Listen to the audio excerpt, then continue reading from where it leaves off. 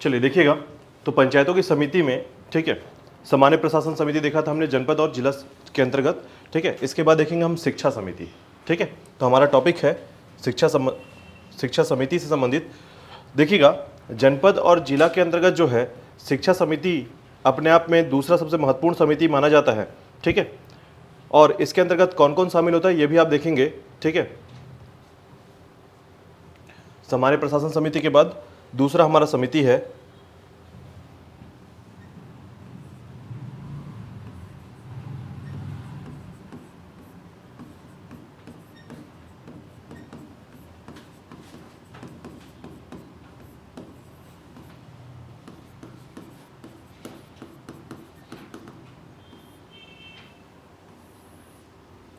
तो देखिएगा, जनपद और जिला की प्रमुख समितियों में दूसरे नंबर पर समिति है शिक्षा समिति।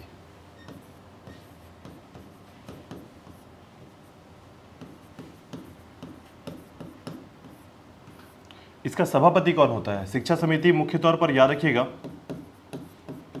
शिक्षा से संबंधित कार्यों को जनपद के अंतर्गत और जिला के अंतर्गत देखता है, ठीक है। इसका मतलब यह है कि शिक्षा समिति जनपद और जिला के मुख्य कार्यों को या उसके अवक्षेपों को देखता है, ठीक है।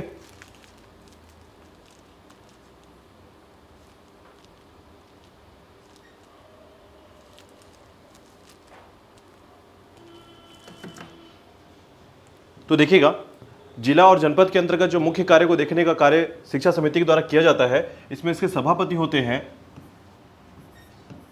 जनपद व जिला के, कौन होगा? उपाध्यक्ष, ठीक है। जनपद और जिला के उपाध्यक्ष याद रखिएगा, यानी जनपद स्तर पर जनपद के और जिला स्तर पर जिला के उपाध्यक्ष शामिल होते हैं इसमें सभापति के तौर पर, ठीक है। अब एक बात देखिएगा, इसके सदस्य कौन होगा, ठीक है। सदस्य के तौर पर याद रखिएगा, सदस्यों की बात की जाए तो जितने व्यक्ति इसके सदस्य होते हैं, जनपद के सदस्य और जिला के सदस्य, ठीक है। तो जनपद व जिला के सदस्य, इनके सदस्य होते हैं पहले नंबर पर, याद रखिएगा। दूसरे नंबर पर याद रखिएगा, इनके जो सदस्य होंगे, ठीक है, इसमें हमेशा याद रखिएगा कि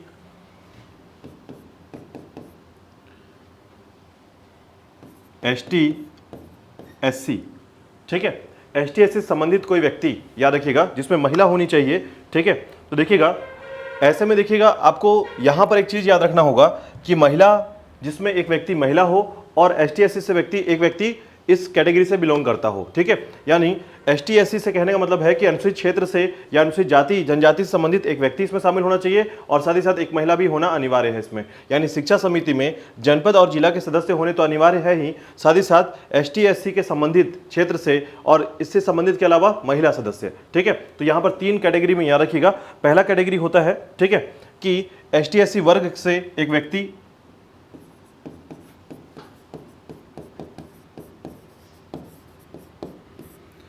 और तीसरा होते हैं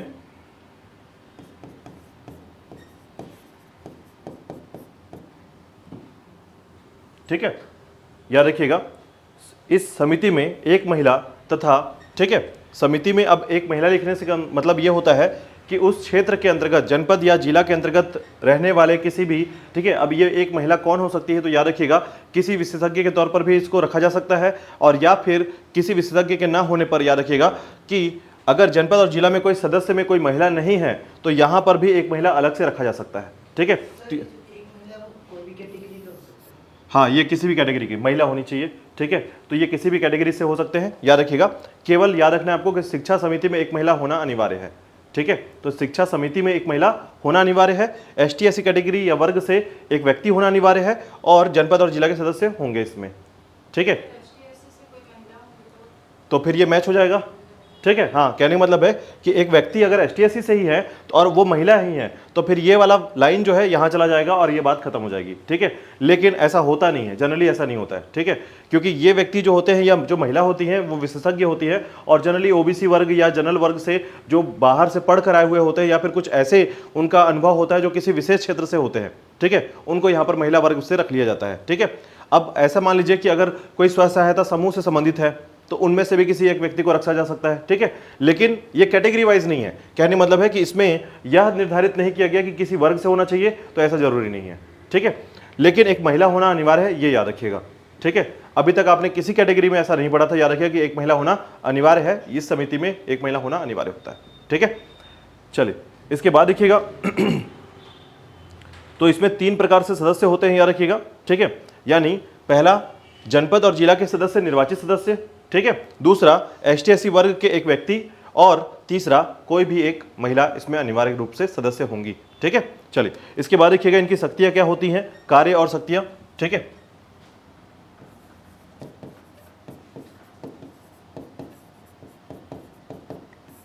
तो सबसे पहले याद रखिएगा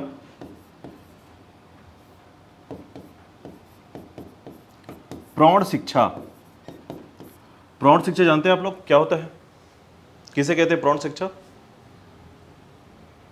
शिक्षा समझ पा रहे हैं, ठीक है। प्रौढ़ शिक्षा क्या होता है?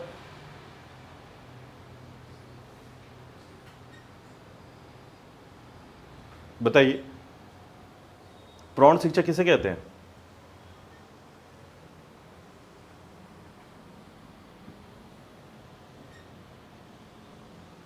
आप लोग कंपटीशन एग्जाम की तैयारी कर रहे हैं, छोटी छोटी हिंदी का अर्थ नहीं पता है आप लोग को। अगर आप इसके अर्थ को जान जाएंगे ना, प्रौढ़ का अर्थ क्या होता है, तो आप इसके आंसर को निकाल लेंगे। प्रौढ़ का मतलब होता है ऐसा वर्ग जो अपनी उम्र में 50 से 60 वर्ष पार कर चुका हो, ठीक है। यानी अब शिक्षा प्रणाली में याद रखिएगा कि जब कोई व्यक्ति अपने उस उम्र में जब शिक्षा प्राप्त करना होता है, उस उम्र में शिक्षा प्राप्त नहीं कर पाता है, तो अपने उम्र के बाद 30 से 40 वर्ष के बाद जो है वह शिक्षा प्राप्त कर सकता है सरकार की योजना के अनुसार, ठीक है। इसी को कहते हैं प्रौढ़ शिक्षा, याद रखिएगा। तो प्रौढ़ शिक्षा बेसिकली क्या होता है, 50 साल के बाद, 40 साल के बाद की उम्र से प्राप्त करने वाली शिक्षा। अब इस समय क्या है, अ अनार, अ आम, वर्णमाला, ये सब चीज़ें सिखाई जाती है इस समय, ठीक है। तो उसे हम कहते हैं आपका प्रौढ़ शिक्षा, ठीक है। बेसिकली आपको साक्षरता बनाना प्रौढ़ शिक्षा का मुख्य उद्देश्य होता है और प्रौढ़ शिक्षा में हम 2 बातों को सीखते हैं, याद रखिएगा। पहला, शिक्षा पद्धति के अनुसार जो है लिखना और पढ़ना सीखते हैं। दूसरा जो है इसमें एक समझ की विकसित जानकारी मिलती है कि जो समझ होती है दुनियादारी से संबंधित, जो सामाजिक एक समझाव होता है, ये सारी चीज़ सिखाई जाती हैं, ठीक है। तो इसे कहते हैं हम लोग प्रौढ़ शिक्षा, ठीक है। तो इसी प्रौढ़ शिक्षा के अंतर्गत जो है,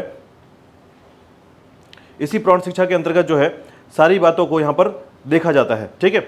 दूसरा इनका कार्य होता है, याद रखिएगा, वो होता है निःशुल्क शिक्षा।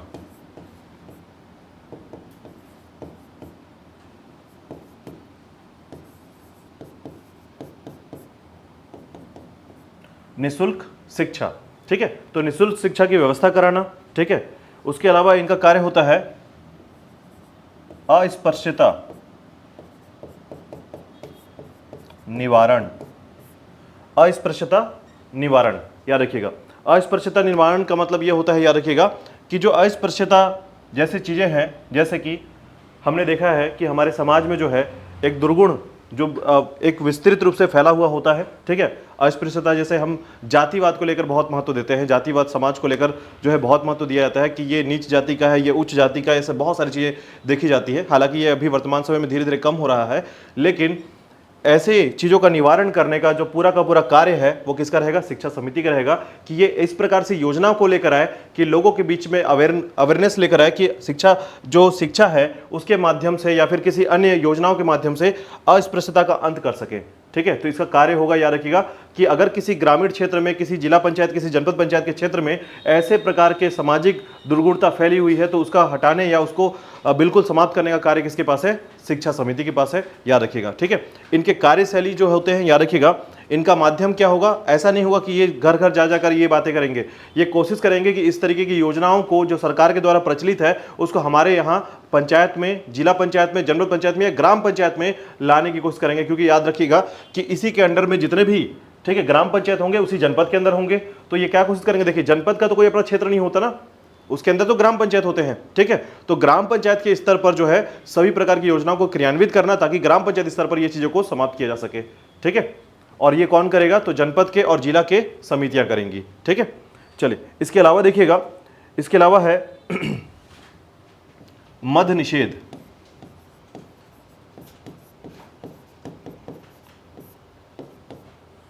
ठीक है, शराबबंदी, जिसमें महिला ज्यादा आगे होती हैं, याद रखिएगा। खेल कूद एवं युवा कल्याण से संबंधित कार्य, बाग बगीचे मैदान का निर्माण करना, ठीक है। जो खेलने वाली खासकर ऐसे टीम होते हैं या ऐसे बच्चे हैं जो ग्राम पंचायत, जनपद पंचायत और जिला पंचायत के स्तर पर कार्य करते हैं या खेलते कूदते हैं, जिनका कारण उस क्षेत्र का नाम रोशन होता है, तो उन्हें जो है अधिक से अधिक इक्विपमेंट देना, ठीक है, मतलब ऐसी व्यवस्था करना कि उन्हें जो है उनके खेल से संबंधित जो पूरा का पूरा जो टूल्स है उनको मिल सके, ठीक है। तो इस प्रकार की व्यवस्था जो है, आपने देखा होगा कि जनरली क्रिकेट का आयोजन किया जाता है, जनरली बहुत सारे ऐसे टूर्नामेंट का आयोजन किया जाता है, तो ये सारे आयोजन जो है इनके संबंध में होते हैं, ताकि अधिक से अधिक जो है ऐसे युवक जो व्यक्ति हैं जो विशेष तौर पर खेल में, ठीक है, बहुत अच्छा काम कर सकते हैं, तो उनके लिए जो है कहीं ना कहीं वो एक मंच तैयार कर लेते हैं। तो वो मंच तैयार करने का जो कार्य है ये शिक्षा समिति का है, ठीक है। तो ऐसे में याद रखिएगा 5 महत्वपूर्ण कार्य और शक्तियां हैं इनके पास। पहला प्रौढ़ शिक्षा, दूसरा निःशुल्क शिक्षा, तीसरा है अस्पृश्यता का निवारण करना, चौथा है आपका मद्य निषेध। मद्य निषेध समझ में आ रहा है आपको, शराबबंदी का कोशिश करना। हालांकि देखिए ग्रामीण क्षेत्रों में शराबबंदी जो है ये अलग मुद्दा है ये, ठीक है। कारण क्या है, तो शराबबंदी कर पाना ये बहुत मुश्किल है, ठीक है, ग्रामीण क्षेत्र में खासकर। क्यों, क्योंकि इसका जो सबसे बड़ा कारण है कि मद्य निषेध कर पाना, ठीक है, ये अपने आप में बहुत बड़ा आधार स्थायित्व है, ठीक है। क्योंकि कुछ ग्रामीण क्षेत्रों में जो है इसे हम दवा के तौर पर देख पा रहे हैं या फिर किसी अन्य क्षेत्र के तौर पर देख पा रहे हैं, तो इसके कारण क्या हो रहा है, उस क्षेत्र में मद्य निषेध कर पाना बहुत मुश्किल होता है। लेकिन यह अवेयरनेस लाया जा सकता है कि किसी क्षेत्र में कि शराब से क्या दुर्गुणता होती है या क्या नुकसान होता है, आर्थिक जीवन में क्या नुकसान होता है, परिवार में क्या दुख होता है, ये सारी चीजें बताकर जो है मद्य निषेध कराया जा सकता है, ठीक है। देखिए कभी भी कोई व्यक्ति मद्य निषेध को डायरेक्टली इंपोज नहीं कर सकता है, ठीक है। ऐसा नहीं कि आज से ये शराब बंद, ऐसा नहीं कर सकता। उसके बारे में बताकर आपके अंदर अवेयर लाकर आपको बंद कराया जा सकता है कि आप मत पीजिए क्योंकि इससे पूरा परिवार टूट रहा है, ठीक है, या कुछ और नुकसान हो रहा है। तो आप ऐसी योजनाओं का क्रियान्वयन करेंगे जिससे लोगों को शराब के होने वाले या शराब पीने से होने वाले जितनी भी बीमारियां हैं या फिर जितने भी उसके नुकसान हैं उसके बारे में बताया जा सके, ठीक है। तो इसे मद्य निषेध के लिए कार्यक्रम की योजना तैयार करना कहा जाता है, ठीक है। चलिए इसके बाद देखिएगा, अब आते हैं तीसरे नंबर पर कृषि समिति, ठीक है। तो यहां तक ये समिति आपको इतना ही याद रखना है, ठीक है। देखिएगा कृषि समिति,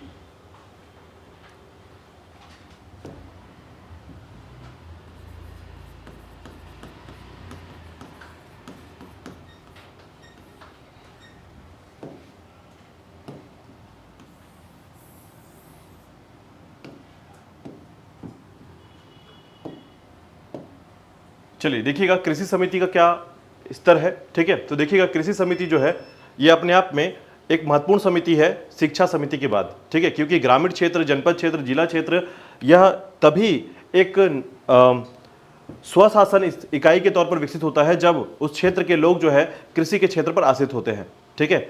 हम जब किसी क्षेत्र को नगर पालिका या किसी क्षेत्र को जिला पंचायत घोषित करते हैं तो उसका मुख्य आधार क्या होता है, वहां के निवासी के द्वारा आश्रितपन, ठीक है। कहने का मतलब यह है कि जब वहां के लोग अधिकांश भाग में कृषि के क्षेत्र पे या कृषि संबंधी क्षेत्र पर आश्रित हों तो वो क्षेत्र क्या बन जाता है आपका, जिला, जनपद और ग्राम पंचायत। और वही अगर वो लोग जो है गैर कृषि क्षेत्र में या फिर नगरीय निकायों के तौर पर देखा जाए तो उनका मुख्य आश्रयपन क्या होगा, गैर कृषि क्षेत्र होगा, तो उन्हें हम कहते हैं नगरीय क्षेत्र, ठीक है। तो इस प्रकार से याद रखिएगा कृषि क्षेत्र जो है तीसरा सबसे महत्वपूर्ण समिति होता है, किसके लिए, जनपद और जिला के लिए, ठीक है। इसके अंतर्गत देखिएगा इसका सभापति कौन होगा,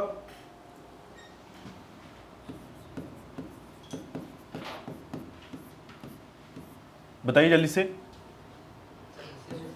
हाँ, नवनिर्वाचित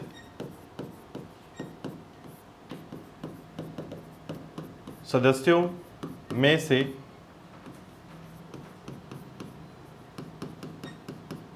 चुना जाएगा, ठीक है। इसके सभापति के तौर पर याद रखिएगा कि जो नवनिर्वाचित सदस्य हैं उनमें से किसी एक को सभापति चुन लिया जाएगा तो ये दोनों सभापति जो होंगे, यानी ये जो सभापति हैं ये जिला और जनपद दोनों में कार्यरत होंगे, याद रखिएगा, जिला के लिए भी और जनपद के लिए भी सेम कंडीशंस होगा, याद रखिएगा। ठीक है। इसके अलावा देखिएगा इसके अंतर्गत जो है सदस्य कौन होंगे, तो सदस्य भी कौन होंगे, नवनिर्वाचित सदस्य जिला और जनपद के लिए।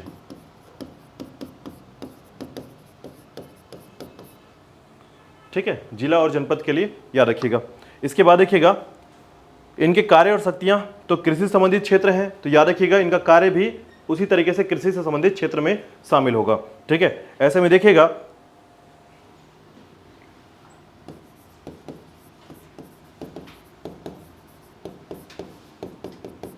सबसे पहले क्षेत्र याद रखिएगा कृषि, भू राजस्व,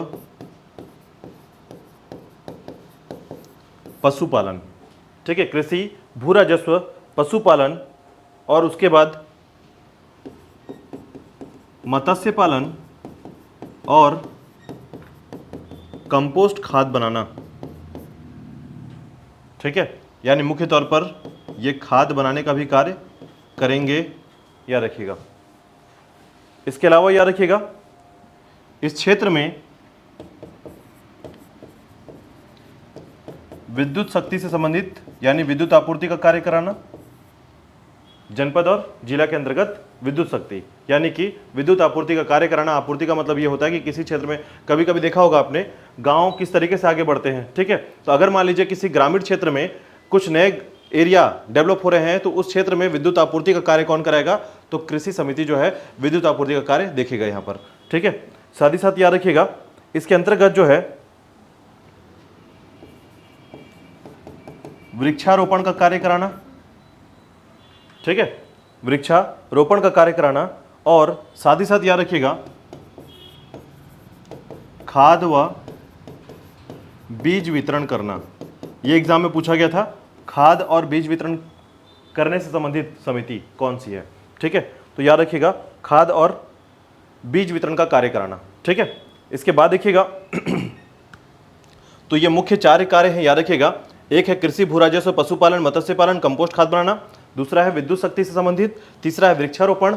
चौथा है आपका खाद एवं बीज वितरण। ठीक है, तो यहाँ पर याद रखने का सबसे बड़ा कंडीशंस क्या है कि कृषि समिति है और कृषि समिति के आसपास जितने भी चीजें जुड़ती हैं उससे उन सबको याद कर लीजिए आप। जैसे कृषि तो है ही, भू राजस्व है। अब भू राजस्व का मतलब यहाँ पर क्या है, उस जनपद या जिला के अंतर्गत आने वाले वे क्षेत्र जिनसे कृषि का कार्य होता है। ठीक है, तो उसमें रिवेन्यू कितना जनरेट होता है उसकी जानकारी रखना, याद रखिएगा, वो भू राजस्व कहलाता है। ठीक है, और उसके बाद आता है मत्स्य पालन। उस जिला या जनपद के अंतर्गत जो है अगर कोई तालाब है या कोई किसी प्रकार का डबरी है, ठीक है, जिसका प्रयोग जो है मत्स्य पालन के तौर पर किया जाता है, तो यह जिला पंचायत या जनपद पंचायत जो है अपने स्तर पर सरकार के तौर पर जो है उस पर मत्स्य पालन करा सकता है। ठीक है, और कंपोस्ट खाद बनाने की क्रिया जो है अब गोठान में होती ही है, तो वो सारे दामोदर किसके दे दिया गया है, आपकी कृषि समिति को दे दिया गया है। ठीक है, इसके अलावा याद रखिएगा विद्युत शक्ति से संबंधित क्षेत्र। इसके अलावा वृक्षारोपण कराना, वे क्षेत्र याद रखिएगा। जैसे अभी सरकार ने, अभी कुछ समय पहले आपने सुना होगा कि सरकार जो है सड़क योजना चला रही थी और सड़क के किनारे जितने भी क्षेत्र थे जो सरकार के सरकारी प्रॉपर्टी में आते हैं, नजूल जमीन में आते हैं, उन सभी में वृक्षारोपण का कार्य प्रारंभ किया जा रहा था। ठीक है, तो ऐसे में जिस क्षेत्र के अंतर्गत ये सारे क्षेत्र आएंगे तो जिला या जनपद के अंतर्गत याद रखिएगा ये कार्य कृषि समिति को मिलेगा। ठीक है, उसके बाद आपका खाद एवं बीज वितरण। तो ये आपने देखा ही है कि सरकार जो है कम रेट पर बीज और खाद वितरण करती है। ठीक है, तो केंद्र सरकार और राज्य सरकार के द्वारा जब इसका जो पैसा आता है, फंड आता है, वो कृषि समिति के पास जाता है, याद रखिएगा। ठीक है, चलिए आगे देखिएगा। इसके बाद आता है स्वास्थ्य, महिला एवं बाल कल्याण समिति। ठीक है, देखिएगा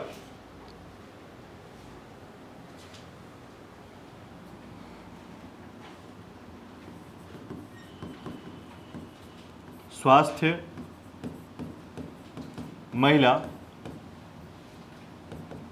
एवं बाल कल्याण समिति। ठीक है, स्वास्थ्य महिला एवं बाल कल्याण समिति देखिएगा। ठीक है, तो ऐसे में देखिएगा,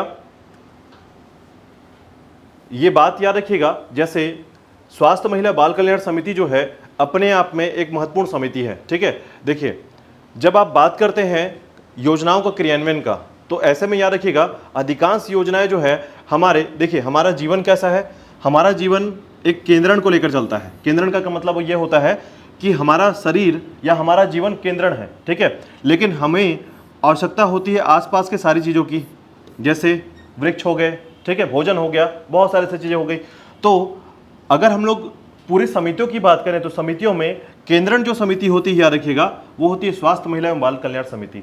क्योंकि जीवन में सबसे प्रारंभिक जो समय होता है याद रखिएगा, अगर आपने जो माता है, ठीक है, खासकर जो गर्भवती माता है, इनका अगर सही समय पर सही प्रकार से योजना के साथ इनका क्रियान्वयन नहीं हो पाया, या फिर इन्हें जो विटामिन की कमी है या फिर स्वास्थ्य की जो कमी है उनको दूर नहीं किया, तो बच्चे जो जन्म लेंगे वो कहीं ना कहीं कुपोषण का शिकार हो जाएंगे। और कुपोषण के शिकार होने के कारण याद रखिएगा कि अगर आप बाहर बाद में कितने भी चीज़ों को बदल दें लेकिन केंद्रण खराब हो जाएगा। उसी प्रकार की बात यहाँ पर होती है कि अगर स्वास्थ्य और महिला एवं बाल कल्याण समिति ने अगर अपना प्रॉपर तरीके से कार्य नहीं किया तो बाकी जितनी समितियां हैं वो प्रॉपर तरीके से कार्य भी करेंगे, तब भी सारे चीज़ों में जनपद और जिला जो है मुख्य तौर पर कार्य नहीं कर पाएगा। इसका मतलब यह है कि जो बाल स्वास्थ्य महिला एवं बाल कल्याण समिति होती है वो पूरी समितियों का केंद्रण कहलाता है। ठीक है, क्योंकि यहीं से मानव समाज जो है विकसित होता है, याद रखिएगा। ठीक है, अब देखिएगा इसी के अंतर्गत अगर आप देखें तो इसमें जो सभापति होता है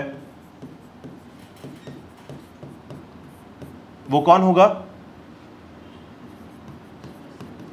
सदस्यों में से एक को चुन लिया जाता है। ठीक है, तो सभापति याद रखिएगा, इसमें जिला और जनपद के लिए दोनों के लिए है, जिला व जनपद के लिए दोनों के लिए एक ही नियम है, याद रखिएगा। और साथ ही साथ याद रखिएगा सदस्य की बात करें तो बाकी जितने लोग बचे वो क्या कहलाएंगे? सदस्य कहलाएंगे।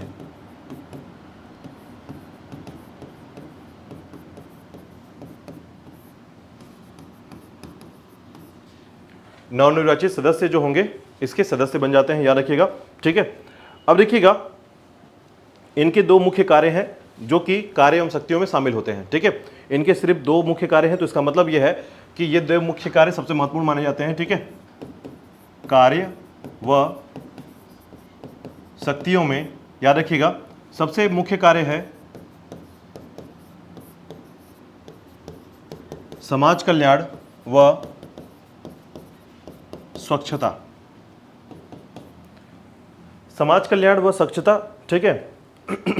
तो समाज कल्याण के अंतर्गत क्या आता है? तो लोक स्वास्थ्य आता है, याद रखिएगा। ठीक है, आप यहां पर लोक स्वास्थ्य, ठीक है, लोक स्वास्थ्य से संबंधित क्षेत्र यानी समाज कल्याण। और याद रखिएगा दूसरा होता है महिला एवं बाल कल्याण। रेडी टू ईट प्रोग्राम सुना था आप लोगों ने? ठीक है, तो ये रेडी टू ईट प्रोग्राम जो है इसी के अंतर्गत आता है, याद रखिएगा। ठीक है, जिसमें लोक स्वास्थ्य, अब लोक स्वास्थ्य का संबंध कैसा होगा? तो याद रखिएगा जो अलग अलग टाइम पर आपने जो आपने मोतियाबिंद का नाम सुना होगा। ठीक है, तो मोतियाबिंद से संबंधित जो जितनी योजनाएं या कैंप पे लगती हैं कि इस क्षेत्र में, अच्छा इसका रिकॉर्ड कैसे तय किया जाता है? तो याद रखिएगा जैसे किसी ग्राम पंचायत की बात हो गई, किसी जिला पंचायत या जनपद पंचायत की बात हो गई, तो उसके क्षेत्र के अंतर्गत आने वाले जो भी वृद्ध व्यक्ति हैं जिन्हें बीमारी है या फिर बीमारी होने की अधिकारिता ऐसे पता चलता है कि ऐसा हो सकता है, ऐसे सभी की सूचना बनाई जाती है। ठीक है, और तब जाकर इस क्षेत्र में विशेष तौर पर से कैंपेनिंग कराया जाता है। याद रखिएगा कि अगर किसी को इस तरह की बीमारी है तो जो है शनिवार को, रविवार को इस तरह की डेट देकर जो है डॉक्टर अवेलेबल हैं और ये सरकार द्वारा मुफ्त होता है, याद रखिएगा। ठीक है, तो ऐसे सभी प्रकार के जितने भी योजनाएं होती हैं ये इस समिति के द्वारा क्रियान्वित किया जाता है जनपद में और जिला में। ठीक है, तो ये विशेष तौर पर होता है, याद रखिएगा। चलिए इसके बाद देखिएगा संचार एवं सकर्म समिति। ठीक है, अगर कोई क्वेश्चन है तो बिल्कुल पूछ सकते हैं।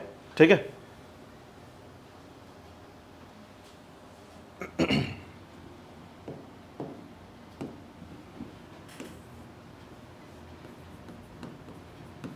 संचार एवं सकर्म समिति।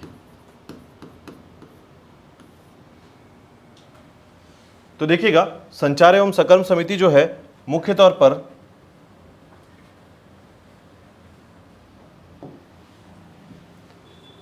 यह समिति जो है मुख्य तौर पर जो है ये सिंचाइयों से संबंधित है, ठीक है, और संचार संबंधित है, कम्युनिकेशन संबंधित है, याद रखिएगा, ठीक है। तो ऐसे में देखिएगा जो सिंचाई का मुख्य कार्य कराना होता है, क्योंकि हम जनपद और जिला के अंतर्गत बात कर रहे हैं तो यानी कि कृषि का संबंधित क्षेत्र है ये। और ऐसे में याद रखिएगा अगर किसी क्षेत्र में सिंचाई के लिए बांधों का एनीकट का निर्माण हुआ है या फिर नहीं हुआ है तो उसके संबंध में अगर उसकी आवश्यकता है और यहाँ पर यह जानकारी मिलती है कि नदी का जो क्षेत्र है वो काफ़ी बड़ा है जो कि डुबान क्षेत्र में नहीं आएगा, तो ऐसे में याद रखिएगा कि वहाँ के क्षेत्रों में सरकार को योजना बनाकर जो है उस क्षेत्र के लिए एनीकट के लिए जो है क्या किया जा सकता है, अप्लाई किया जा सकता है या आवेदन प्रस्तुत किया जा सकता है, ठीक है। और ये वो कौन करेगी, संचार एवं सकर्म समिति करती है, याद रखिएगा। इसका मुख्य कार्य यही है कि क्षेत्र में लघु सिंचाई को डेवलप करना, कि अधिकांश लोग जो है ड्रिप सिंचाई का उपयोग करना चालू कर दें। देखिए ड्रिप सिंचाई के बारे में आपने सुना होगा, ठीक है। तो यह ड्रिप सिंचाई जो है मुख्य तौर पर जो लगभग 200 हेक्टेयर से कम की भूमि जो होती है उस क्षेत्र में ड्रिप सिंचाई का प्रयोग किया जाता है, ठीक है। इसको लघु सिंचाई के अंतर्गत लाया जाता है और याद रखिएगा इसके अंतर्गत जो है ड्रिप सिंचाई जो होता है या ड्रिप सिंचाई के अंतर्गत जो किसान होते हैं वो किसान छोटे किसान होते हैं, याद रखिएगा इनके पास भूमि की जो सीमा होती है वो बहुत कम होती है। ऐसी स्थिति में सिंचाई का जब हम ड्रिप सिंचाई का प्रयोग करते हैं तो याद रखिएगा सबसे कम या पानी का उपयोग जो है इसमें सबसे कम माना जाता है, ठीक है। तो इस प्रकार की योजना को क्रियान्वयन करने के लिए याद रखिएगा संचार एवं सकर्म समिति जो है आवेदन प्रस्तुत कर सकती है सरकार के सामने कि हमारे क्षेत्र में जो है इतने किसान हैं और इतने किसानों के लिए हमें इतने लघु सिंचाई की आवश्यकता हो सकती है, ठीक है। इसके सभापति कौन होते हैं, तो देखिएगा इसके सभापति जो होते हैं तो याद रखिएगा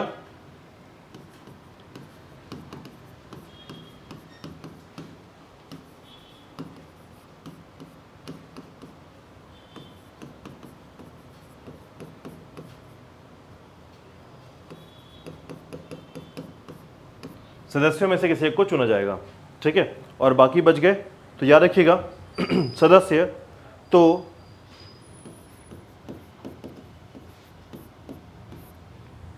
अच्छा ये भी ध्यान रखिएगा सभी सदस्य सभी समिति के सदस्य नहीं हो सकते, ठीक है, बात समझ में आ रही है। अभी जितने भी आप समिति पढ़ते जा रहे हैं सबके सदस्य निर्वाचित सदस्य पढ़ जा रहे हैं, ऐसा नहीं होता है, ठीक है। इसका भी एक तरीके से चुनाव ही होता है लेकिन इसकी आधारिता नहीं होती है, ठीक है। जैसे यहाँ पर तो आप आधारिता ले रहे हैं कि सदस्य में से किसी एक को चुना जाएगा, लेकिन वहाँ पर किसी आधारिता नहीं होती है। बस यहाँ पर होता क्या है, या तो किसी को प्रभारी मंत्री बनाकर इसमें अलग कर लिया जाएगा कि तुम कृषि से संबंधित क्षेत्र के होगे, तुम शिक्षा संबंधित क्षेत्र के होगे, इस तरीके से अलग कर लिया जाता है, ठीक है। तो विशेष प्रकार की कोई अधिकारिता नहीं होती है, ठीक है।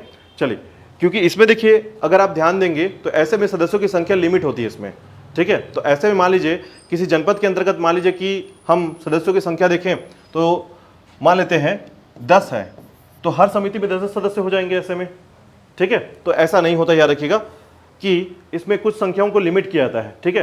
तो 3 से लेकर 4 सदस्यों की संख्या होती है एक एक क्षेत्र में समितियों में, ठीक है। हाँ, 13 का नंबर वो कहीं और का है, याद रखिएगा वो सामान्य प्रशासन का है, ठीक है। अब देखिएगा इसके सदस्य कौन होंगे, तो 9 निर्वाचित सदस्य होंगे, 9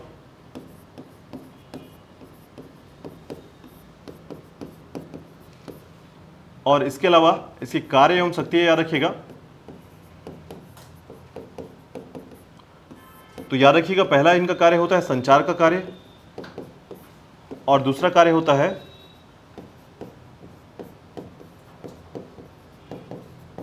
लघु सिंचाई का कार्य, ठीक है। तो मुख्य तौर पर याद रखिएगा इसके 2 कार्य होते हैं, संचार और लघु सिंचाई।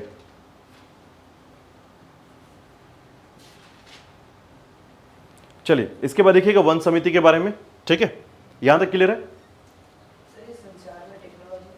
सभी चीजें मतलब जितने भी चीजें देखिए आपने सुना होगा कि जितने जिला पंचायत हैं, ठीक है, जिला पंचायत के अंतर्गत याद रखिएगा उनका जो हेड ऑफिस होता है, मुख्यालय जो होता है, इन सभी जिला पंचायतों को जोड़ने का काम किया जा रहा है, ठीक है। यानी एक जिला पंचायत की डेमोग्राफी जो होगी वो दूसरे जिला पंचायत के अंतर्गत जुड़ी रहेगी या फिर टेक्नोलॉजी के तौर पर जो है जो चिप्स काम करता है, याद रखिएगा, ठीक है। हम अपने राज्य की बात कर रहे हैं तो हमारे राज्य में कौन कार्य करता है, चिप्स, याद रखिएगा। और इसको इंटरनेट प्रोवाइड करने का काम करता है स्वान, ठीक है। तो स्वान क्या है, एक प्रकार से कम्युनिकेशन स्किल वाला एक कंपनी है, याद रखिएगा, सेमी गवर्नमेंट कंपनी है, और ये कार्य करता है हर जिला पंचायत को क्या पहुंचाने का, इंटरनेट पहुंचाने का कार्य करता है। स्वान कंपनी का नाम है, याद रखिएगा। और चिप्स जो होता है, याद रखिएगा, ये टेक्नोलॉजी कंपनी है जो कि गवर्नमेंट की कंपनी है पूरी तरीके से, और ये कार्य करती है डेटा कलेक्शन का कार्य करती है राज्य स्तर पर, ठीक है। एनआईसी जो है वो नेशनल लेवल पर डेटा कलेक्शन का कार्य करती है, याद रखिएगा, ठीक है। तो सभी अपना कार्य करते हैं, इस तब जाकर जो है जिला पंचायत अपने पूरे डेमोग्राफी को रिकॉर्ड में मेंटेन कर पाता है, ठीक है। तो याद रखिएगा संचार और लघु सिंचाई, ठीक है, दो मुख्य कार्य। चलिए देखिएगा, इसके बाद आता है आपका वन समिति, ठीक है।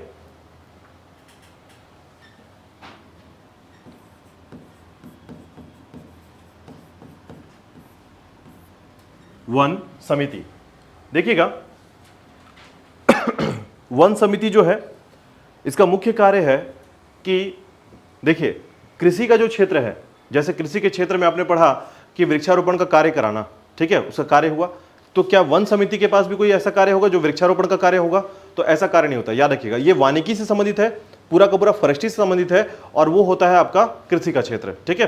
तो वृक्षारोपण जब आपके जो शहर के अंदर होगा तो वो कृषि समिति के पास होगा, लेकिन शहर से बाहर का जो क्षेत्र होगा, वानिकी वाला जो क्षेत्र होगा, वो पूरा अधिकार किसके पास होगा? वन समिति के पास होगा, ठीक है, याद रखिएगा। तो ऐसे में देखिएगा वन समिति का जो सभापति होता है, ठीक है। अब सभापति याद रखना बहुत आसान होगा आपको लोग के लिए, क्योंकि सभी का कंटिन्यू एक ही प्रकार का आंसर है, याद रखिएगा। नवनिर्वाचित सदस्यों में से किसी एक को चुना जाएगा। वहीं अगर हम बात करें सदस्यों की, तो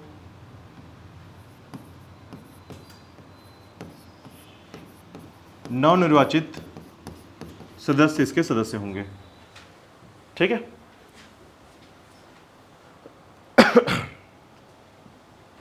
इसके बाद देखिएगा इसकी कार्य शक्तियां, ठीक है।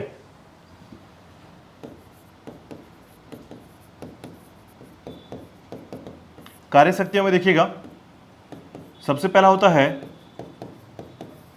सामाजिक वानिकी, ठीक है, सामाजिक वानिकी। उसी प्रकार दूसरा होता है लघु वनोपज का विकास करना, लघु वनोपज का विकास, ठीक है, लघु वनोपज का विकास करना। विशेष तौर पर याद रखिएगा, तो ये दो मुख्य कार्य हैं किसका? आपके वन समिति का। तो सामाजिक वानिकी क्या होता है? सामाजिक वानिकी होता है, याद रखिएगा, कि जो खुले पड़े जो क्षेत्र है, भूमि व्यवस्था है, उस व्यवस्था के अंतर्गत याद रखिएगा अधिक से अधिक पौधे लगवाना और वानिकी का विकास कराना। वानिकी का संबंध सीधे वन क्षेत्र से है, जंगल से क्षेत्र से, ठीक है, याद रखिएगा। तो जंगल क्षेत्र का मतलब यह है कि सामाजिक वानिकी के अंतर्गत आता है, याद रखिएगा। और सामाजिक का मतलब यहाँ पर समाज नहीं है, इसका मतलब यह है कि उस क्षेत्र, ऐसे क्षेत्र जहाँ पर जो है भूमि, ठीक है, इस व्यवस्था में पड़ा हुआ है जहाँ पर बिल्कुल पेड़ पौधे नहीं है, तो उस क्षेत्रों में जो है वृक्षारोपण का कार्य कराकर उसे वानिकी के रूप में विकसित कराना। साथ ही साथ याद रखिएगा कि लघु वनोपज का विकास कराना। लघु वनोपज का संबंध क्या होता है? ऐसे प्रकार के पेड़ पौधे का विकास कराना जो लघु वनोपज प्रदान करते हो, जैसे महुआ का पेड़ हो गया, ठीक है, चीड़ का पेड़ हो गया, साल का पेड़ हो गया, सागौन का पेड़ हो गया, ठीक है, जिनसे लघु वनोपज प्राप्त होता है। लाख का पेड़ हो गया, ठीक है। तो ये सभी क्या है? लघु वनोपज का विकास करने की सारी जिम्मेदारी किसके पास होती है? तो याद रखिएगा वन समिति के पास होती है, ठीक है। अब आता है सहकारिता समिति। देखिएगा इसके बाद सहकारिता समिति,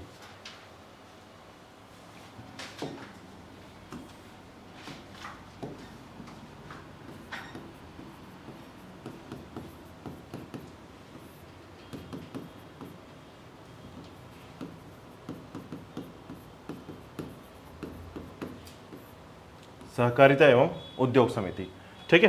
तो देखिएगा कि जो सहकारिता समिति होती है, ठीक है, या उद्योग समिति जो होती है, जनपद के क्षेत्रों में, ठीक है, याद रखिएगा मुख्य तौर पर सहकारिता के लिए काम करती है, ठीक है। सहकारिता मतलब कोऑपरेटिव, याद रखिएगा, यानी ग्रुप बनाकर, ठीक है, इस प्रकार की व्यवस्था स्थापित करना जो अधिक से अधिक आर्थिक स्थिति को मजबूत कर सके, उसे कहते हैं हम सहकारिता, याद रखिएगा। सहकारिता का सीधा संबंध होता है कि ऐसे व्यक्ति जिनके पास कुछ फंड हो, ठीक है, ये आपस में मिलकर ऐसे ग्रुप बनाकर किसी प्रकार के कंपनी, किसी प्रकार के उद्योग को स्थापित करें, और उस प्रकार के उद्योगों को स्थापित करने के लिए सब्सिडी कहां से प्राप्त होती है इनको? सरकार के द्वारा। ठीक है, तो सरकार से उनको सब्सिडी मिलती है, और ऐसे में जब एक पूरा का पूरा कंपनी तैयार होता है तो अधिक से अधिक रोजगार तय होता है इसमें। ठीक है, और इस प्रकार की व्यवस्था को स्थापित करने के लिए बनाया गया है सहकारिता एवं उद्योग समिति। ठीक है, देखिएगा इसके सभापति की बात करें तो याद रखिएगा नवनिर्वाचित सदस्यों में से एक को चुना जाएगा।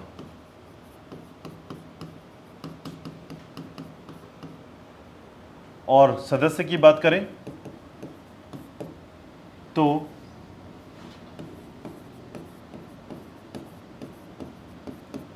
नवनिर्वाचित सदस्य इसके सदस्य होंगे। ठीक है, अब इसके बाद देखिएगा इनके कार्य देखिएगा तो 3 से 4 कार्य हैं इनके। ठीक है, पहला,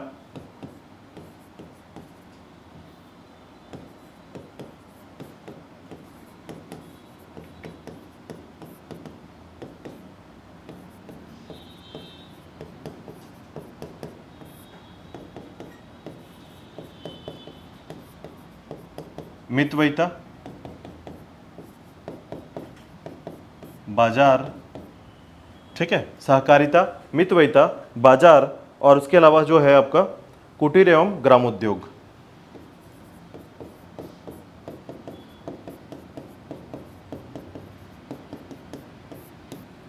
ठीक है, तो सहकारिता क्षेत्र याद रखिएगा, सहकारिता क्षेत्र को डेवलप करना किसी भी जनपद या जिला के अंतर्गत। मितव्ययिता क्या होता है? याद रखिएगा अधिक से अधिक ऐसे प्रकार की योजनाओं का क्रियान्वयन करना जो उद्योग से संबंधित हो। ठीक है, लघु उद्योग खासकर, कुटीर उद्योग खासकर, खादी उद्योग खासकर। ठीक है, इसके अलावा याद रखिएगा इन क्षेत्रों में मितव्ययिता का सीधा संबंध होता है। याद रखिएगा कि पैसे का लेन देन बढ़ाना। ठीक है, यानी कि कुछ ऐसे सेल्फ हेल्प ग्रुप हो जो होते हैं, ठीक है, जिनको पैसे की आवश्यकता है, या तो वो क्या करेंगे, या तो बैंक से पैसा लेंगे या तो किसी सहकारिता से पैसा लेंगे। तो ऐसी स्थिति में याद रखिएगा उनको अधिक से अधिक पैसा प्रोवाइड करना ताकि उनका जो क्षेत्र है वो डेवलप हो सके, आर्थिक रूप से मजबूत हो सके। ठीक है, तो इसे कहते हैं मितव्ययिता। और बाजार की स्थापना करना, अब जो ग्रामीण या कुटीर उद्योग है, जैसे आप अचार बनाते हैं, मान लीजिए घर पे अचार बनता है, लेकिन आपके पास कोई बाजार नहीं है, कहाँ बेचेंगे, है ना? तो ऐसी स्थिति में याद रखिएगा कभी भी कोई व्यक्ति कुटीर उद्योग या खादी उद्योग या किसी प्रकार के उद्योग स्थापित कर लेता है या बना लेता है, तो जब तक उसको बाजार नहीं मिलेगा तब तक उसका फायदा नहीं होगा, कभी भी उस सामान को वो बेच नहीं पाएगा। ठीक है, तो मंच प्रस्तुत करने के लिए याद रखिएगा हर जनपद या जिला के अंतर्गत जो है क्या किया जा सकता है, बाजार स्थापित किया जा सकता है, और इसी बाजार को हाट बाजार कहा जाता है, याद रखिएगा, और यहीं पर हाट बाजार लगता है ये। ठीक है, अब मान लीजिए किसी बस्तर की बात कर लें आप, तो बस्तर की जो अपनी पहचान है, ठीक है, जैसे कि बांस शिल्प कला, तो वो बांस शिल्प कला के लिए भी अलग से बाजार आपको प्रोवाइड करेंगे, और इनमें से बनने वाले लगभग 30% पैसे को बाजार के लिए खर्च करना और प्राप्त होने वाले 70% पैसे को जो है वापस रिफंड कर देना का कार्य करते हैं ये। ठीक है, तो यानी इसका मतलब ये है कि वहाँ के जो क्षेत्रीय विशेष हैं उनको जो है यहाँ से फायदा होता है इस बात से कि ये अगर ये बाजार लगता है। हाँ, हालांकि ये टैक्स लेते हैं, याद रखिएगा, तो वहाँ पर आपका जो सामान्य प्रशासन जो समिति है वो टैक्स का प्रावधान करती है, लेकिन उसके बावजूद ये समिति जो है आपको बाजार प्रोवाइड करती है। ठीक है, उसके अलावा कुटीर और ग्रामोद्योग को बढ़ावा देती है, जैसे कि जूट के कपड़े बनाना, ठीक है, खादी के कपड़े बनाना, इन सभी प्रकार के जो उद्योग हैं उनको बढ़ावा देने के लिए जो है सब्सिडी प्रदान कराती है, सरकार से कनेक्शन लेकर आपको कनेक्शन देती है। याद रखिए, यानी कि अगर सरकार जो है किसी प्रकार की योजना क्रियान्वित कर रही है इसके संबंध में, कुटीर और ग्रामोद्योग के संबंध में, तो ये आवेदन प्रस्तुत करवा कर, अब देखिए आप सरकार के पास तो नहीं जाएंगे सीधे, तो आप अपने क्षेत्र के इस प्रकार के कार्यालय में जाते हैं, जिला पंचायत और जनपद पंचायत के कार्यालय में जाते हैं, और वहां जाकर आवेदन प्रस्तुत करते हैं कि मुझे कुटीर उद्योग के लिए सब्सिडी चाहिए। जैसे अभी क्या चल रहा है, अभी सौर पैनल के लिए सब्सिडी चल रहा है, आपने सुना होगा, बहुत बार देखा भी होगा अभी। ठीक है, तो 60 से 70% की सब्सिडी चल रही है अभी। तो अपने घर के छत पर जो है अगर आप सौर पैनल लगाएंगे तो उस ग्रिड के अनुसार आपको क्या किया जाएगा, आपको कम से कम 30 से लगभग 60% जो है आपको सब्सिडी दी जाएगी। अब ये सब्सिडी कहाँ से मिलेगी आपको, तो इसके लिए आपको जाना पड़ेगा जिला पंचायत। तो जिला पंचायत में कहां से मिलेगा, तो फिर इसी प्रकार से सहकारिता विभाग में आपको जाकर जो है इस प्रकार की हाँ, आपको विद्युत शक्ति की बात है तो आपको कृषि विभाग में जाना पड़ेगा। ठीक है, तो ये सभी विभाग का जो अपना अपना कार्य है वो समिति के अनुसार, कार्यालय के अनुसार कार्य करती है, याद रखिएगा। यानी सरकार का सीधा सा दामोदर क्या है, आपके लिए घर के पास जो कार्यालय है वहां पर कार्य चलेगा। ठीक है, तो इसका मुख्य कार्य याद रखिएगा, 4 मुख्य कार्य है। ठीक है, इसलिए याद रखिए क्योंकि यहां पर बाजार पूछा गया था कि बाजार का अनुपालन किस समिति के द्वारा कराया जाता है, याद रखिएगा, तो वो है आपका सहकारिता एवं उद्योग समिति के द्वारा। ठीक है, चलिए, तो ये था आपका याद रखिएगा, ठीक है। अब बाकी जो चीजें हैं उनके बारे में थोड़ा सा डिस्कस करते हैं। अब इन्हीं से जो कुछ क्वेश्चन बन रहे हैं, जैसे आप लोग के दिमाग में चल रहा हो कौन कौन सदस्य हो सकता है, कौन सदस्य नहीं होगा, ठीक है, क्योंकि सभी लोग सदस्य नहीं हो सकते, है ना। तो किस काउंटिंग में हम इसको समझेंगे उसके बारे में कुछ फैक्ट्स याद रखिएगा, ठीक है। मैं यहीं पर काउंट कर रहा हूं, देखिएगा तथ्यों के बारे में, देखिएगा।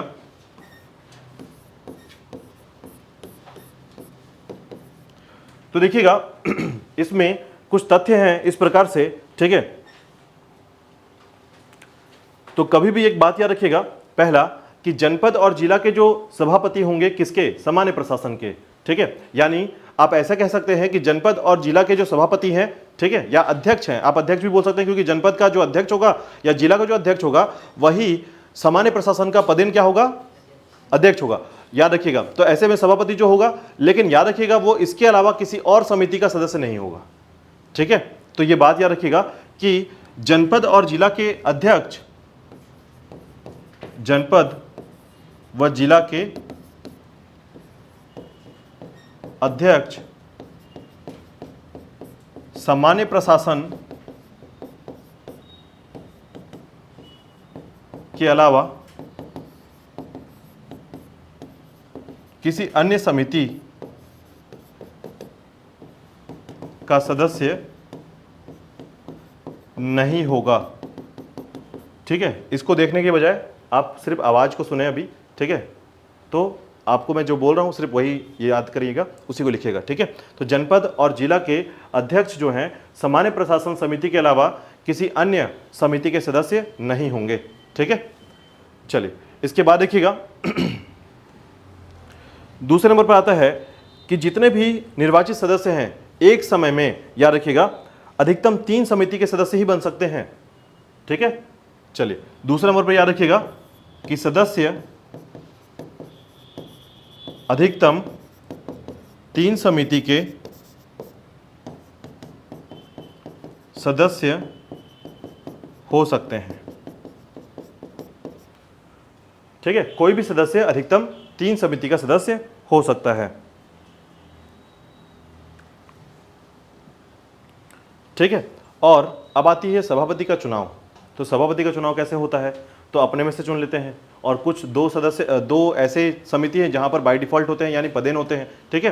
तो सामान्य प्रशासन में क्या होता है कि अध्यक्ष जो होगा वो क्या बन जाएगा, सभापति बन जाएगा, और शिक्षा समिति में क्या होगा, उपाध्यक्ष अध्यक्ष बन जाएगा, सभापति बन जाएगा, ठीक है। लेकिन बाकी सदस्यों का चुनाव कैसे होगा, तो वो याद रखिएगा, सभापति का चुनाव कैसे होगा, तो याद रखिएगा बैठक के 1 माह के भीतर जो है सभी समिति के सभापतियों का चुनाव हो जाना चाहिए, ये कंडीशन है यहाँ पर, ठीक है।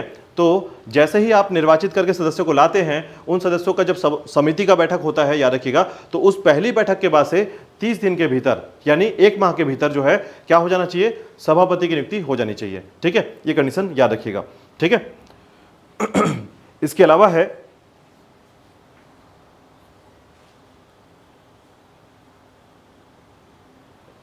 ठीक है। अब बैठक की बात करें तो समिति का बैठक कब होता है या कितने बार हो सकता है, जल्दी से बताइए मुझे। मैंने बताया था आप लोग को, हाँ, कम से कम माह में 1 बार, ठीक है। तो माह में 1 बार होना चाहिए, ये तो कंडीशंस हो गया।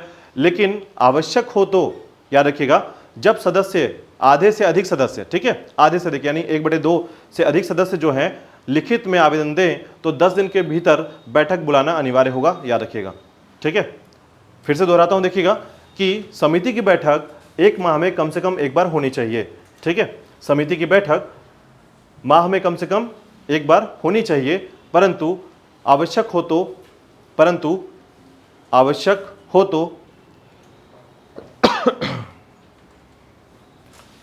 तो आधे से अधिक सदस्य लिखित में आवेदन देकर बैठक बुला सकते हैं, बैठक बुला सकते हैं।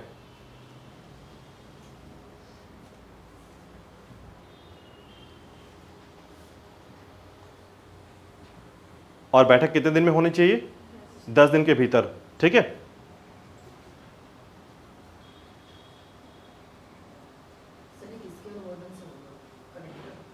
क्या अनुमोदन की बात ही नहीं की मैंने।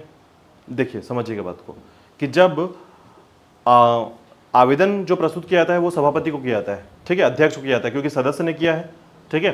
तो यहाँ पर किसी भी कलेक्टर की आवश्यकता नहीं है बैठक के लिए, ठीक है। समिति का मामला है, क्योंकि ये खुला मामला जिला पंचायत और जनपद पंचायत का नहीं है, तो ऐसी स्थिति में याद रखिएगा ये समिति का मामला, और समिति का जो पूरा का पूरा अधिकार होता है ये समिति के सदस्य और सभापति के द्वारा किया जाता है, ठीक है। तो यहाँ पर कलेक्टर का इंटरफेयर नहीं है, ठीक है।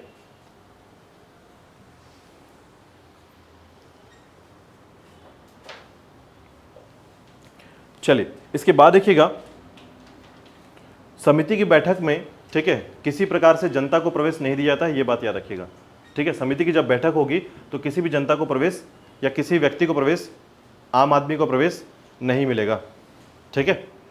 तो ये थे कुछ फैक्ट्स जो कि संबंधित था आपके समितियों से, ठीक है। अब समिति से संबंधित कोई क्वेश्चन है तो पूछ लीजिए, उसके बाद हम चलेंगे पदाधिकारियों की छुट्टी करने, ठीक है।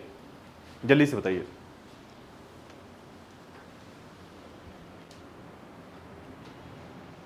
समिति का अध्यक्ष दूसरे समिति के सदस्य हो सकते हैं? हाँ बिल्कुल हो सकता है, ठीक है। अन्य सभापति अध्यक्ष को छोड़कर, ठीक है, यानी जैसे आप सिर्फ जनपद पंचायत के अध्यक्ष को बोलेंगे वो नहीं हो सकता है, ठीक है, बाकी हो सकते हैं। चलिए जल्दी से बताइए, ठीक। चलिए तो नेक्स्ट टॉपिक है हमारा, ठीक है, पंचायत से संबंधित जो पदाधिकारी हैं उनकी पद मुक्ति कैसे होती है, ठीक है। तो यहाँ से हम लोग स्टार्ट करेंगे नया डायग्राम, नया सेटअप, जिसमें हमको समझना होगा कि पंचायत के जो पदाधिकारी हैं, जिसमें सरपंच की बात कर लिया आपने, पंच की बात कर लिया आपने, ठीक है, जिनको प्रत्यक्ष रूप से चुना जाता है, ठीक है। ये बात ध्यान दीजिएगा कि प्रत्यक्ष रूप से चुने जाने वाले व्यक्ति को ही हम यहाँ पर शामिल कर रहे हैं, ठीक है। तो ऐसे में पदाधिकारियों को जो पद मुक्ति होती है या उनको वापस उनका त्यागपत्र होता है या किसी प्रकार से भी वो अपना पद छोड़ते हैं, तो कितने प्रकार से वो पद छोड़ सकते हैं और कौन कौन सी धारा में इसको बातें को लिखा गया है, ठीक है। तो देखिएगा हेडिंग है हमारा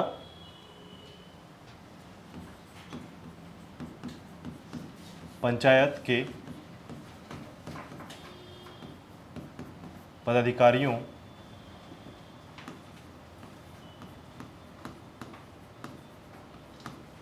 पद मुक्ति। बताइए कितने प्रकार से उनकी छुट्टी कर सकते हैं?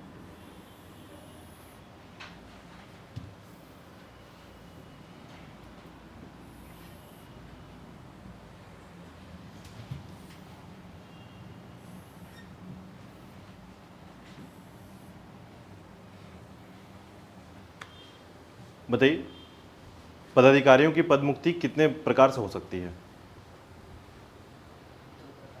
कौन कौन से? नहीं, ये विधानसभा नहीं है, इसका थोड़ा अलग ही तरीका होता है, ठीक है। अविश्वास प्रस्ताव, ठीक है, पहला होता है आपका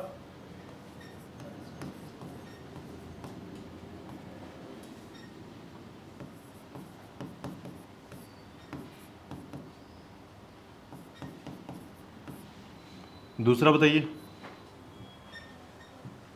पहला हो गया अविश्वास प्रस्ताव, ठीक है, यानी किसी को अविश्वास प्रस्ताव के तहत जो है आप भगा सकते हैं, ठीक है। दूसरा त्यागपत्र के द्वारा।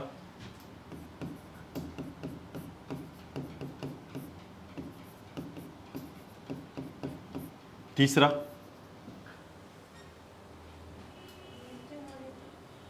वो तो अलग ही बात हो गई, मृत्यु। हाँ, मृत्यु होना मतलब जो है वो तो सीधे बाहर ही चला गया ना। आपको पद मुक्ति करना है तो मार नहीं सकते ना, अब ऐसा नहीं कि अब पद मुक्ति करना है तो मार दो उसको, ठीक है। तो आपको बस ये कंडीशन बताना है यहाँ पर कि कैसे उसको पद से हटा सकते हैं, ठीक है। चलिए, तो ये अविश्वास प्रस्ताव हो गया ना, दोषी पाया जाएगा तो अविश्वास प्रस्ताव लाया जाएगा, वही है।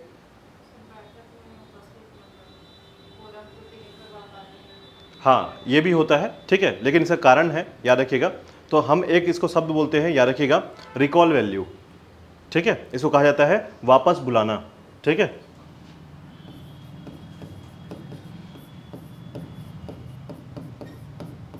इसको ना थोड़ा ज़्यादा अच्छे से पढ़िएगा, वापस बुलाना, ठीक है। लोगों को समझ में नहीं आता ये बात, और याद रखिएगा अभी तक मैंने पद मुक्ति से जब भी क्वेश्चन देखा है तो हमेशा रिकॉल वैल्यू से देखा है, ठीक है।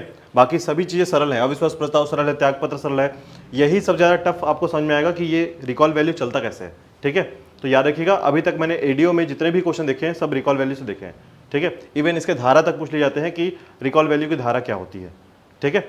इसके अलावा बताइएगा और क्या क्या हो सकता है इसमें?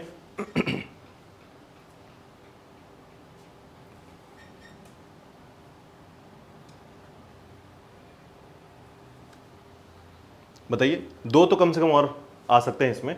और क्या क्या हो सकता है? पहला देख लिया आपने, अविश्वास प्रस्ताव के द्वारा। दूसरा है त्याग पत्र के द्वारा, जब खुद से हम चाहते हैं अपना त्याग पत्र देना। तीसरा होता है वापस बुला लेना। वापस बुलाना का मतलब होता है कि आपने पदाधिकारी को जो है वापस बुला लिया है अपने कार्य से, क्योंकि वो अपना कार्य अच्छे से नहीं कर पा रहा है। ठीक है, इसके बाद देखिएगा यहां पर आता है एकदम सीधा सा, पदाधिकारी को पद से हटाना। इसके द्वारा भी पद मुक्ति की जा सकती है। पद से हटा दो बस। ठीक है, इससे जो बड़ा अधिकारी है अपने उसके उससे पद से छुट्टी दे देगा, तो पद से हटाना क्या है? देखिए, हाँ रीजन आएगा इसी के अंदर। इसके अंदर धारा अपने आप में लिखा गया है इसको कि आप पद से कब हटा सकते हैं, रिकॉल वैल्यू कब ला सकते हैं। ठीक है, त्यागपत्र कब देगा वो, या फिर कब अविश्वास प्रस्ताव लाएगा। ठीक है, तो इसका हर किसी का रीजन है, मतलब बिना रीजन के तो आप लिख ही नहीं सकते इसको। ठीक है, इसके बाद आता है एक आपका जिसे हम कहते हैं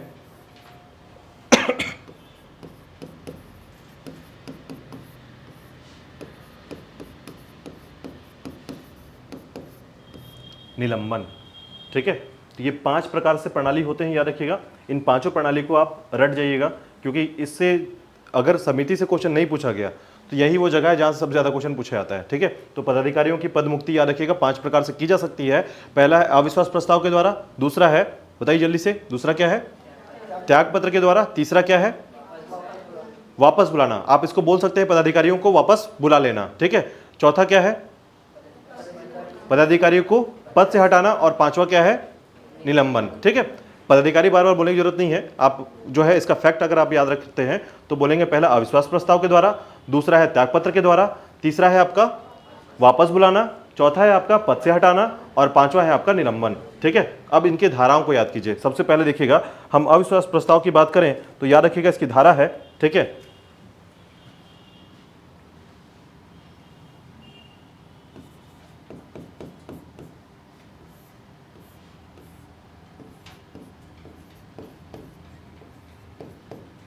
इक्कीस, 28 और 35। ठीक है, 21, 28 और 35 धारा। अब आपने 3 धारा क्यों याद रखा है? चूंकि आपको मैंने बताया अभी कि जितने भी प्रत्यक्ष वाले व्यक्ति हैं उनके लिए ये बात है, तो ग्राम पंचायत, जनपद पंचायत और जिला पंचायत के लिए ये बातें हैं। ठीक है, तो ग्राम, जनपद और जिला है, याद रखिएगा। ठीक है, इसके अलावा देखिएगा दूसरे नंबर पर आता है आपका पद से हटा जाना त्यागपत्र के द्वारा। ठीक है, तो त्यागपत्र से संबंधित जो जानकारी मिलती है वो है आपका धारा 37 में, 37। ठीक है, तो धारा 37 में यह जानकारी मिलती है, याद रखिएगा। उसके बाद होता है आपका, इसको तो आप कभी मत भूलिएगा, पदाधिकारी को वापस बुलाया जाना। अभी तक मैंने 4 बार ये क्वेश्चन देखा है। ठीक है, 21 का, ठीक है, वहां 21 है और यहाँ 21 का है, याद रखिएगा। ठीक है, जिसे बाद में जोड़ा गया था इसलिए इसको 21 का में शामिल किया गया है। ठीक है, अब इसके बाद देखिएगा नेक्स्ट है आपका पद से हटाया जाना। ठीक है, तो पद से हटाया जाना जो होता है, याद रखिएगा, ये आपका धारा 40 में है। ठीक है, तो धारा 40 में याद रखिएगा। और उसके बाद याद रखिएगा इसकी संबंधित धारा जो है, धारा निलंबन की 39 है। ठीक है, तो फिर से दोहराते हैं, देखिएगा एक बार कि पदाधिकारियों की मुक्ति यानी पद से मुक्ति का सीधा सा परिभाषा क्या होगा कि जब पदाधिकारियों को किसी कार्य अवस्था के अनुसार अपने कार्य का पालन सही ढंग से न कर पाने के लिए जब उन्हें पद से हटा दिया जाता है या उनके पद से उन्हें विमुक्त कर दिया जाता है, तो उसे हम कहते हैं पद मुक्ति। ठीक है, और इन 5 धाराओं में जो है इनकी पद मुक्ति के संबंध में धाराओं में कानून लिखे गए हैं या उनकी जानकारी लिखी गई है कि किस प्रकार से उनको हटाया जा सकता है और किस प्रकार से इसकी प्रक्रिया पूरी होती है। ठीक है, सबसे पहले अगर आपको याद रखना है तो सबसे पहले आप अविश्वास प्रस्ताव को ही याद रखेंगे। इसमें 3 धाराओं का नाम याद रखेंगे। सबसे पहला 21, दूसरा है 28 और तीसरा है 35। ठीक है, 21 ग्राम पंचायत, 28 जनपद पंचायत और 35 आपका जिला पंचायत संबंधित है। ठीक है, यानी पदाधिकारियों संबंधित है। उसके अलावा जो है आपका त्यागपत्र के द्वारा 37। ठीक है, अच्छा, इसको आप चाहें तो नंबर वाइज भी कर सकते हैं, इसको ऐसा भी रखना जरूरी नहीं है। आप इसको नंबर वाइज करेंगे ना तो ज़्यादा अच्छा याद होगा। जैसे देखिए यहाँ तक आपने तो इसको पहले तो याद रखना ही पड़ेगा, यहीं से शुरुआत है, 21 सबसे छोटा है यहाँ पर। ठीक है, तो अविश्वास प्रस्ताव के द्वारा याद रखिएगा। फिर उसके बाद आप इसको किसको याद रखेंगे? 37 को त्यागपत्र के द्वारा। ठीक है, हाँ, 21 का को दूसरे नंबर पर डाल दीजिएगा, 21 का दूसरे नंबर पर, यानी पहला अविश्वास प्रस्ताव, दूसरा क्या होगा? वापस बुलाया जाना 21 का, तीसरा नंबर पर आएगा आपका त्यागपत्र के द्वारा 37 नंबर, ठीक है। उसके बाद आएगा आपका पदाधिकारियों का निलंबन 39 नंबर, और अंतिम में डाल लीजिएगा पदाधिकारियों को पद से हटाना 40 नंबर, ठीक है। अब देखिए याद हो गया होगा आपको धाराओं का नंबर 21 सबसे पहले, ठीक है, फिर 28, फिर 35, ठीक है। ये तो पहला हो गया अविश्वास प्रस्ताव के लिए। 21 का किसके लिए है? वापस बुलाने के लिए, ठीक है, 21 हो गया। फिर 37, 39 और 40 पद से हटा जाना, ठीक है। 1 से 2 बार प्रैक्टिस करेंगे, नंबर आ जाएगा, दिमाग पे सेट हो जाएगा, ठीक है। हाँ, फिर 4 दिन बाद फिर भूल जाएंगे, फिर से ट्राई कीजिएगा, फिर ये याद होगा, फिर आप 10 दिन बाद भूलेंगे, फिर उसके बाद फिर से ट्राई कीजिएगा, फिर उसके बाद परमानेंट हो जाएगा ये, ठीक है। क्योंकि मुझे जो आर्टिकल्स याद होते हैं ये कोई एक बार से याद नहीं हुआ है, ये सच बात है कि एक बार में कोई चीज़ें जल्दी याद नहीं होती हैं जब तक आप उसके रिवीजन बार बार नहीं करते हैं, ठीक है। तो 21 का जो है मैंने अभी आपको बताया कि मैंने 4 बार इस क्वेश्चन को देखा है, इसलिए दिमाग में छप गया पूरी तरीके से कि 21 का से संबंधित वापस बुलाया जाना जो पूरा का पूरा आर्टिकल है या पूरा का पूरा धारा है, ये बहुत महत्वपूर्ण माना जाता है, ठीक है। चलिए सबसे पहले देखिएगा अविश्वास प्रस्ताव को प्रारंभ करेंगे। सबसे पहला अविश्वास प्रस्ताव, ठीक है। अब यहां से पढ़ने में आपको मजा आएगा, अभी तक थोड़ा सा समिति था, थोड़ी बोरिंग थी टॉपिक, ठीक है। अब यहां से थोड़ा सा आपको समझ में आएगा कि क्या क्या घटनाएं घटती हैं, किस तरीके से चीज़ों के साथ प्रक्रिया कैसे चलती है, ठीक है। तो अविश्वास प्रस्ताव क्या होता है, पहले ये बताइए मुझे, क्या होता है अविश्वास प्रस्ताव?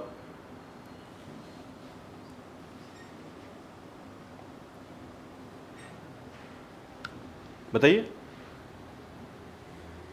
अविश्वास प्रस्ताव क्या होता है? अच्छा, प्रस्ताव को छोड़ दीजिए, अविश्वास क्या होता है? तो कैसे मैं ये बोलूंगा कि मैं विश्वास नहीं करता आप लोग पे? जो सदस्य होंगे हाँ हाँ, उसके कार्य का जो उसके खिलाफ हो जाएंगे कि ये सही ढंग से नहीं कर पा रहा है, पैसे नहीं दे रहा है, सामान नहीं पा रहा है करके। भ्रष्टाचारी हो गया, ठीक, हाँ ठीक है, चलिए, हाँ अच्छा है ये। देखिए अविश्वास प्रस्ताव का सीधा सा अर्थ होता है कि जब कोई पदाधिकारी अपने कार्य का निर्वहन सही ढंग से ना कर पाए, ठीक है, साथ ही साथ वह अपने कार्य का पालन, ठीक है, करते समय किसी भी प्रकार से व्यक्तित्व में, याद रखिएगा, जो कॉन्फिडेंस मोशन होता है, ठीक है, तो जो कॉन्फिडेंस मोशन होता है यानी विश्वास प्रस्ताव जो होता है या विश्वास जो होता है ये जागृत ना कर पाए। जैसे अगर उसने जो है, एक एग्जांपल बता रहा हूं आपको, इसको लिखना नहीं है, ठीक है, समझिएगा। तो अब जब समझेंगे कि मान लीजिए उसने किसी भी सड़क योजना के लिए 40,000 रुपये निकाला है, ठीक है, किसी को ही नहीं बताया, सरपंच और सचिव ने निकाल दिया है, ठीक है। ऐसे केस में अब पंचों को या सभी, क्योंकि देखिए होता क्या है, जब भी आपकी बैठक होगी और निर्माण का कार्य होगा तो उसका अनुमोदन करना पड़ता है, बट उसने बिना अनुमोदन के क्या कर दिया है, पैसा निकाल लिया, फंड कर लिया, ठीक है। अब फंड विड्रॉल कर लिया है, निकाल लिया है, और ऐसी अवस्था में याद रखिएगा उसने दिखा दिया कि मैंने सड़क का निर्माण कराया है जिसका पैसा जो है लगा है 40,000 रुपये, और जब उसका सर्वे किया गया तो पता चला कि वो 10,000 में बना हुआ है, ठीक है। तो एक प्रकार से अपने कार्य का निर्वहन सही ढंग से उसने नहीं किया, ठीक है, भ्रष्टाचार किया है, और इसके साथ ही साथ जो है विश्वास पात्र नहीं रह गया है। तो ऐसी अवस्था में याद रखिएगा पदाधिकारियों के विरुद्ध जो है अविश्वास प्रस्ताव लाया जाता है, इसे हम अविश्वास प्रस्ताव कहते हैं, ठीक है। बस आप एक लाइन में याद रखिएगा, जब कोई पदाधिकारी अपने कार्य का निर्वहन, जो कार्य उसे मिला है पद के अनुसार, वो कार्य का निर्वहन सही ढंग से नहीं कर पाता है या उसका पालन नहीं कर पाता है, तो उसके विरुद्ध जो है या उसके खिलाफ अविश्वास प्रस्ताव लाया जाता है, ठीक है। चलिए देखिएगा अविश्वास प्रस्ताव के संबंध में।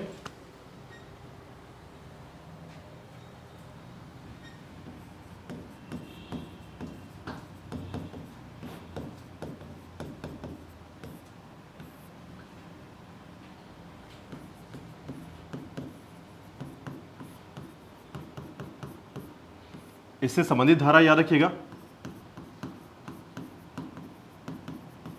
ग्राम पंचायत, जनपद पंचायत और जिला पंचायत में, ठीक है। तो यहां पर लाया जाता है 21 में, यहां पर लाया जाता है 28 में, और यहां लाया जाता है 35 में, ठीक है, 21, 28 और 35। अब देखिएगा किसके विरुद्ध लाया जा सकता है, ठीक है। तो देखिएगा सबसे पहले याद रखिएगा,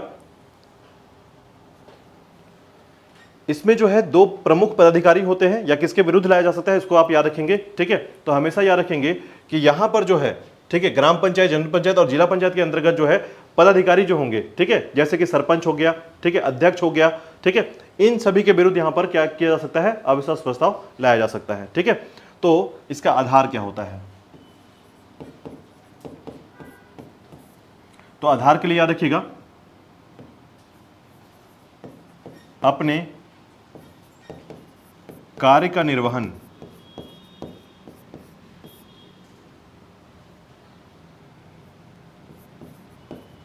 अपने कार्य का निर्वहन तथा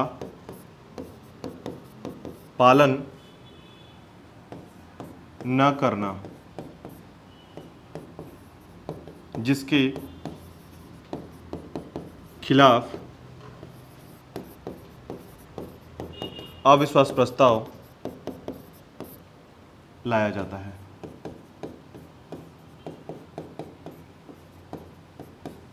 ठीक है, तो अपने कार्य का पालन ना करना या अपने कार्य का निर्वहन ना करना प्रॉपर तरीके से, याद रखिएगा।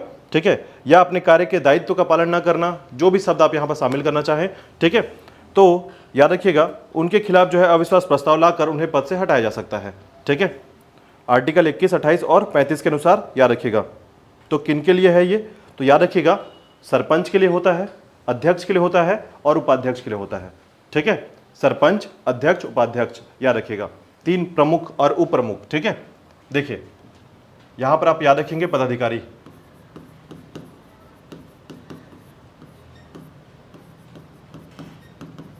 सरपंच, अध्यक्ष,